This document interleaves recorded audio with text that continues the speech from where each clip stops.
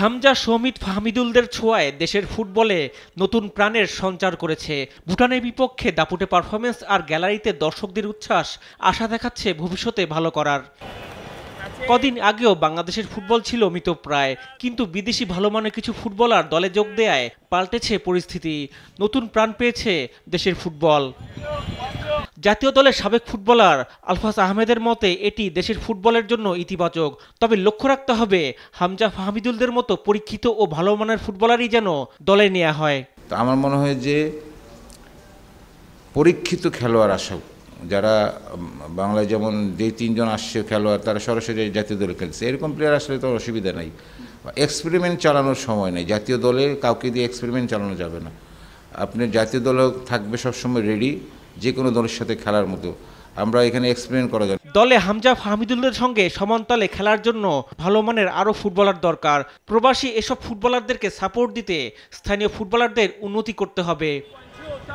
তৃণমূল থেকে ভালো মানের ফুটবলার তুলে আনতে জেলা পর্যায়ে নিয়মিত টুর্নামেন্ট আয়োজনের তাগিদ দেন আলফাজ আহমেদ।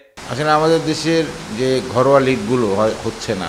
সারা বাংলাদেশে আগে যে লিগগুলো হতো, এই লিগগুলো মানে ডিস্ট্রিক্ট লেভেলে যে লিগগুলো, ওইগুলো আসলে কন্টিনিউয়াসলি হচ্ছে না।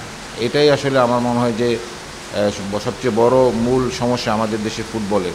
কারণ আমাদের দেশে ফুটবলে কারা আসবে খেলতে, ঢাকায় কারা থাকে, সারা বাংলাদেশের মানুষ মিলেই তো আমাদের দেশ। তো ডিস্ট্রিক্ট লেভেলে যখন লিগ কন্টিনিউ হবে এবং সেটা ঢাকা লিগের মতো কেন্দ্রিক করতে হবে। 2 মাস আপনি 1 মাস খেলার পরেই একটা লিগ শেষ হয়ে গেল, এভাবে কিনলে হবে না। ঢাকার যেরকম লিগ হয় প্রিমিয়ার লিগ, ঢাকার বাইরে যত ডিস্ট্রিক্ট আছে ওই ডিস্ট্রিক্টগুলোতে যদি এই ঢাকা ক্যাটাগরির সিস্টেমে লিগ চালু করে প্রতি বছর হয়, তাহলে অনেক খেলোয়াড় পাওয়া যাবে। এবং যখনই আপনার প্লেয়ার আসবে কম্পিটিশন বাড়বে, কম্পিটিশন বাড়লেই জাতীয় দল রেজাল্ট পাবে। আগামী 10 জুন জাতীয় স্টেডিয়ামে এশিয়ান কাপ বাছাইয়ে সিঙ্গাপুরের বিপক্ষে মাঠে নামবে বাংলাদেশ দল।